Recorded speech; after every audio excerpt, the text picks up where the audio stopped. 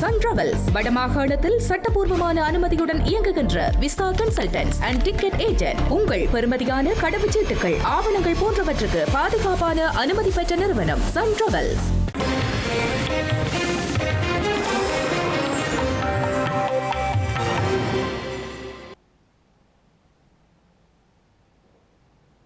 வணக்கம்.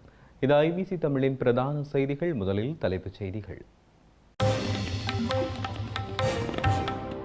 36 மாதங்களை கடந்த தையிட்டி திஸ்ஸவிகார எதிர்ப்பு போராட்டம். வெசாக் தினத்திலும் அறவழி போராட்டம். பிணையில் விடுதலையாகியுள்ள சிறுமி வன்புணர்வு குற்றச்சாட்டு தேரர். தமிழர் தாயகத்தில் நீதி வேண்டி தொடரும் போராட்டம். பசில் ராஜபக்ஷவுடன் தொடர்பில் இருப்பது தற்போதைய அரசாங்கத்தினரே, நாமல் ராஜபக்ஷ தெரிவிப்பு. போக்குவரத்து அபராதம் என்ற பெயரில் இணைய ஊடுருவல், போலி செய்திகள் என ஸ்ரீலங்கா காவல்துறை எச்சரிக்கை. நடிகர் அஜித்தின் தாயார் உயிரிழப்பு, பலரும் இரங்கல்.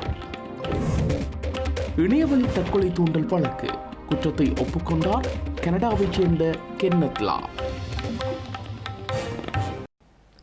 இனி தொடர்வது விரிவான செய்திகள். புத்தரின் முப்பெரும் நிகழ்வுகளை நினைவுபடுத்தும் புனித வெசாக் பூரணி தினம் இலங்கையிலும் உலகமெங்கிலும் உள்ள பௌத்தர்களால் மிகுந்த பக்தியுடன் கொண்டாடப்படுகிறது.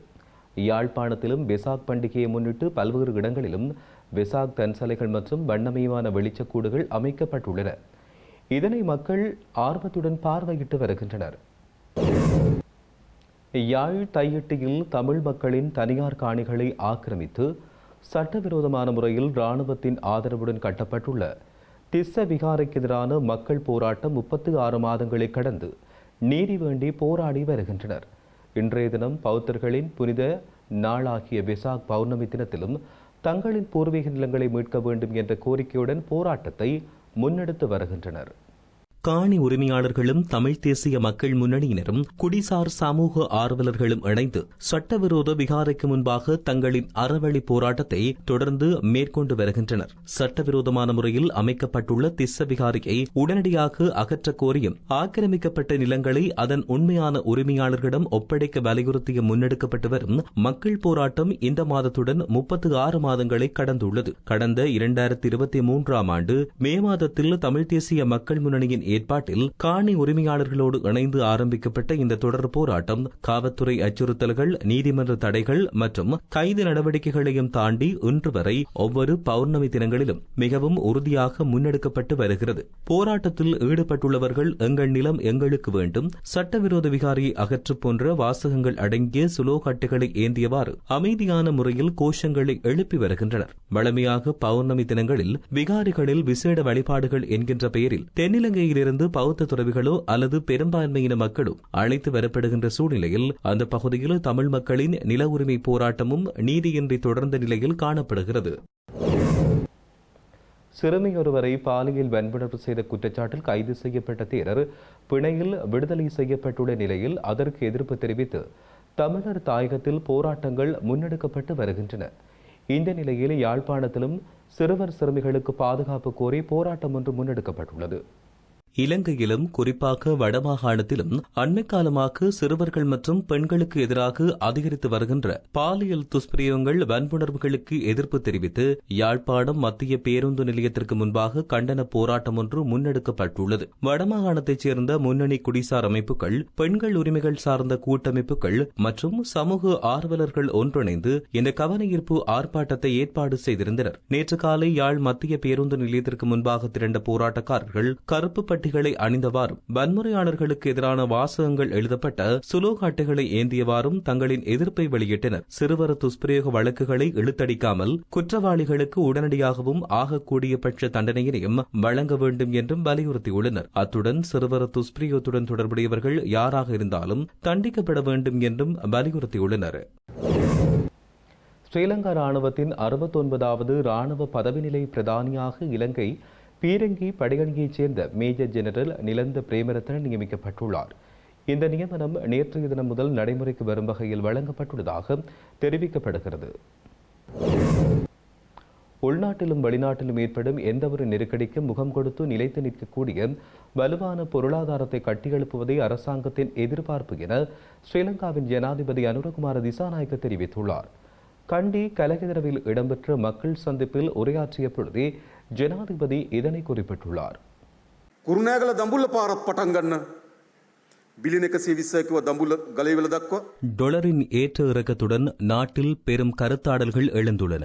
அரசாங்கம் வீழ்ச்சியடையும் ஆலோசனைகளை பெறுங்கள் என்றெல்லாம் கூறுகிறார்கள்.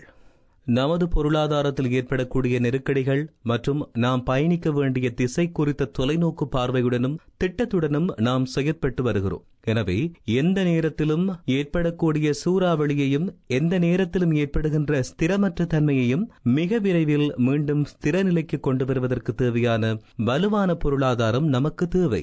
பொருளாதாரத்தின் அனைத்து திசைகளிலுமிருந்தும் இன்னும் நாம் சக்திகளை திரட்டவில்லை என்பது உண்மைதான்.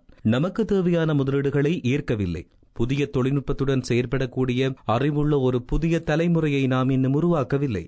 உலக சந்தையை வெல்லக்கூடிய பொருளாதார திறனை நாம் இன்னும் அடையவில்லை. ஆனால் எந்த ஒரு புயலுக்கும் எந்த ஒரு நெருக்கடிக்கும் முகம் கொடுத்து அசையாமல் நிற்கக்கூடிய ஒரு பொருளாதாரத்தை கட்டியெழுப்புவதே நமது சவாலும் எதிர்பார்ப்புமாகும். உள்நாட்டு பேரழிவுகளுக்கு வலுவாக முகம் கொடுக்கும் ஆற்றல் எமக்கு கிடைத்துள்ளது. உள்நாட்டில் ஏற்படும் நெருக்கடிகளுக்கு மட்டுமல்லாமல் சர்வதேச ரீதியாக ஏற்படும் நெருக்கடிகளையும் தாங்கிக் கொள்ளக்கூடிய மட்டத்திற்கு நமது பொருளாதாரத்தை கொண்டு செல்ல வேண்டும். ஸ்ரீலங்கா அரசாங்கத்தில் அங்கம் வகிப்பவர்களே தமது சிறிய தந்தையான பசில் ராஜபக்ஷவுடன் தொடர்பில் உள்ளதாக பொதுஜன முன்னணியின் தேசிய அமைப்பாளர் நாமல் ராஜபக்ஷ தெரிவித்தார். ஸ்ரீலங்கா முன்னாள் நிதியமைச்சர் பசில் ராஜபக்ஷவுக்கு 2 பிடியாணைகள் பிறப்பிக்கப்பட்டுள்ள நிலையில் அவர் அமெரிக்காவில் தங்கியிருப்பது குறித்து எழுப்பப்பட்ட கேள்விகளுக்கு பதிலளித்த பொழுதே அவர் இதனை கூறியுள்ளார்.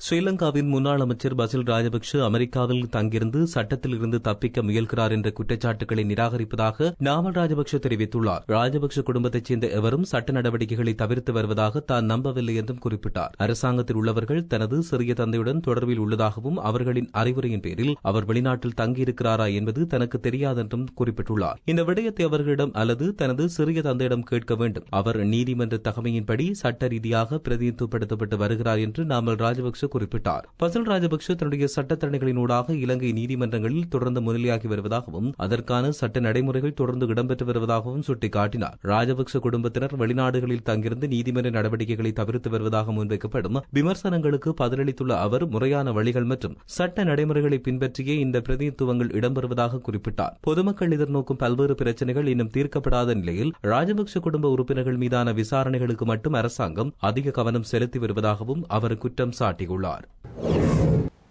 சத்திர சிகிச்சைக்காக உதவி கோர முன்னாள் போராளிகளுக்கு உங்களால் உதவ முடியாவிட்டாலும் அவர்களை கொச்சைப்படுத்தி உபத்திரம் செய்ய வேண்டாம் என முன்னாள் நாடாளுமன்ற உறுப்பினர் MK சிவாஜிலிங்கம் உருக்கமான வேண்டுகோளை விடுத்துள்ளார். சத்திர சிகிச்சைக்காக உதவி கோரியிருந்த இருபாலையைச் சேர்ந்த முன்னாள் போராளி ஒருவருக்கு தன்னுடைய சிகிச்சைக்காக பொதுமக்களால் வழங்கப்பட்ட பணத்தில் இருந்து 2 லட்சம் ரூபாயை வழங்கியுள்ளதாகவும் அவர் இதன்போது குறிப்பிட்டுள்ளார். முன்னாள் போராளி ஒருவர் கொடுத்த வெள்ளுவலை ஊடகங்கள் வாயிலாக நான் பார்த்தேன். இதை இன்னொரு விடயத்தை சொல்ல வேண்டும். உதவி செய்யாவிட்டாலும் இல்லாத பரவாயில்லை, உபத்திரவம் செய்யாமல் இருக்க வேண்டும். சிவாஜிலிங்கம் இப்படி இருக்கின்றார், அவர் அப்படி இருக்கின்றார், அவருக்கு கொடுப்பது சரி, இவரை கொடுப்பது பிழை என்று வர்ணிப்பது என்பது அவ்வாறானவர்களை இவ்வளவு அவருடைய போராட்டத்தை கொச்சப்படுத்துவதாக இருக்கிறது. ஒரு உண்மையாக பாதிக்கப்பட்டவரால் அது போலியா என்பதை அறிவதற்கு பேச்சு எடுக்க நடவடிக்கை சரியானது. அதை விடுத்து அந்த நடவடிக்கை விமர்சிப்பது பொருத்தமானது. அவர்களுடைய கஷ்டம் பிரச்சனைகள் எங்களை ஒன்றவர்களுக்கு இந்த வள்ளுவரை விடுத்தவுடன் வருகின்றது. அவர்களுக்கு வரவில்லை என்பதற்காக அவர்களுடைய பக்கத்திலே நியாயங்கள் இல்லை என்று கருதக்கூடாது. ஆகவே அப்படிப்பட்டவர்களுக்கு உதவி கரங்களை நீட்டுவதன் மூலம் எங்களுடைய மக்கள் தங்களுடைய உயரிய சிந்தனைகளை நடவடிக்கைகளை மக்களை கவரக்கூடிய விதத்தில் செய்ய வேண்டும். இது லட்சியத்துக்கு உரமூட்டும். இங்கே இருக்கவர்களும் அது அவர்களுக்கு ஒரு சிறிய தொகையாக இருக்கலாம். ஆனால் இங்கே இருக்கவர்களுக்கு அது பெரிய தொகை. அந்த வகையிலே அந்த மாதிரியான உதவிகளை அவர்களுக்கு செய்ய வேண்டும் என்று கூறி நானும் எனக்கு சேர்ந்த பணத்திலே 2 லட்சம் ரூபாவை அந்த தம்பி முன்னாள் போராளிக்கு அனுப்பி வைக்க விரும்புகின்றேன். போக்குவரத்து விதிமீறல்களுக்கான அபராத பணத்தை செலுத்துமாறு கூறி ஸ்ரீலங்கா காவல்துறையின் பெயரில் சமூக வலைதளங்களில் பரவி வருகின்ற போலி செய்திகளை நம்பி ஏமாற வேண்டாம் என காவல்துறை ஊடகப் பிரிவு பொதுமக்களிடம் அவசர வேண்டுகோள் ஒன்றை விடுத்துள்ளது. இலங்கையில் தற்பொழுது தனிநபர்களை இலக்காக கொண்டு முன்னெடுக்கப்பட்டு வருகின்ற இந்த இணைய ஊடுருவல் அச்சுறுத்தல்கள் தொடர்பில் பல்வேறு முறைப்பாடுகள் பதிவாகியுள்ளதாக ஸ்ரீலங்கா காவல்துறை தெரிவித்துள்ளது. இவ்வாறான திசை திருப்பும் போலி செய்திகள் மற்றும் இணைய ஊடுருவல் அச்சுறுத்தல்கள் தொடர்பாக பொதுமக்கள் விழிப்புடன் இருக்க வேண்டும் என்றும் அறிவுறுத்தப்பட்டுள்ளது. குறுஞ்செய்திகள், மின்னஞ்சல் அல்லது பிற செய்தி பரிமாற்ற செயலிகள் மூலம் வரும் சந்தேகத்துக்கிடமான இணைப்புகள் மற்றும் குறுஞ்செய்திகளை பார்வையிடுவதை தவிர்க்குமாறும் கோரப்பட்டுள்ளது. எந்த ஒரு இணைப்பையும் திறப்பதற்கு அல்லது அதற்கு பதிலளிப்பதற்கு முன்னர் அந்த இணையதளத்தின் நம்பகத்தன்மை மற்றும் அதனை அனுப்பியவரின் விவரங்களை நன்கு பரிசோதிக்க வேண்டும் என்றும் ஸ்ரீலங்கா காவல்துறையினர் அறிவுறுத்தியுள்ளனர். அவசர தேவை, அச்சுறுத்தல் அல்லது உடனடியாக பணம் செலுத்துமாறு கோரி வரும் செய்திகள் குறித்து மிகுந்த அவதானத்துடன் செயற்பட வேண்டும் என்றும் கூறப்பட்டுள்ளது. வவுனியா ஈரட்டப்பெரியகுளம் காவல்துறை நிலையத்துக்கு முன்பாக நேற்று இரவு இடம்பெற்ற வாகன விபத்தில் குடும்பஸ்தர் ஒருவர் உயிரிழந்ததோடு அவரது மனைவி காயமடைந்துள்ளதாக காவல்துறையினர் தெரிவிக்கின்றனர். கொழும்பிலிருந்து வவுனியா நோக்கி பயணித்த சொகுசு பேருந்தொன்று ஒன்றுருளி ஒன்றுடன் மோதியதில் இந்த விபத்து சம்பவம் இடம்பெற்றதாக காவல்துறையினர் குறிப்பிட்டுள்ளனர். இதன்பொழுது பெரிய உலுக்குளம் பகுதியைச் சேர்ந்த 30 வயதுடைய நபர் உயிரிழந்துள்ளதோடு அவரின் மனைவி காயமுற்ற நிலையில் வவுனியா வைத்தியசாலையில் அனுமதிக்கப்பட்டுள்ளார். விபத்துக்குள்ளாகிய சொகுசு பேருந்தின் சாரதி கைது செய்யப்பட்டுள்ளார். சம்பவம் குறித்து இரட்டை பெரியகுளம் காவல்துறையினர் மேலதிக விசாரணைகளை மேற்கொண்டு வருகின்றனர்.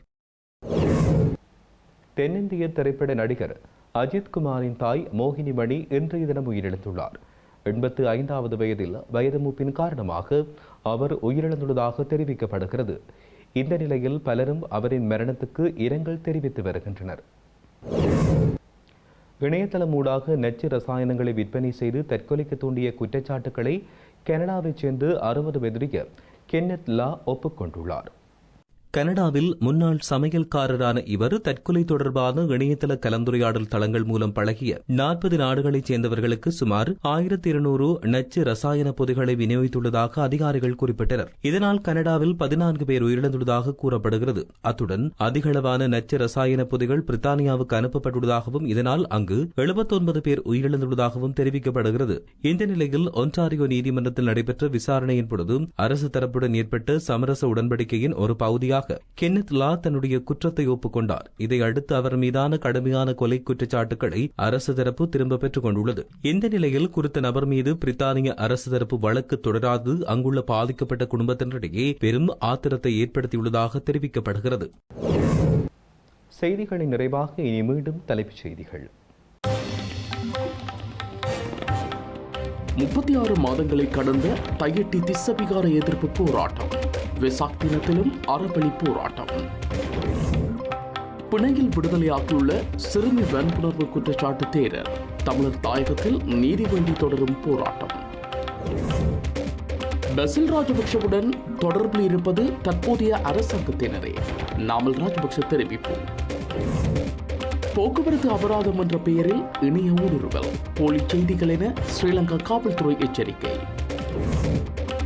நடிகர் அஜித்தின் தாயார் உயிரிழப்பு, பலரும் இரங்கல். இணையவழி தற்கொலை தூண்டல் வழக்கு, குற்றத்தை ஒப்புக்கொண்டார் கனடாவைச் சேர்ந்த கென்னத் லா. இத்துடன் ஐபிசி தமிழின் பிரதான செய்திகள் நிறைவடைகின்றன. உடனுக்குடன் நீங்கள் செய்திகளை அறிந்து கொள்ள ibctamil.com என்ற எமது இணையதளத்தினை பார்வையிடுங்கள். வணக்கம்.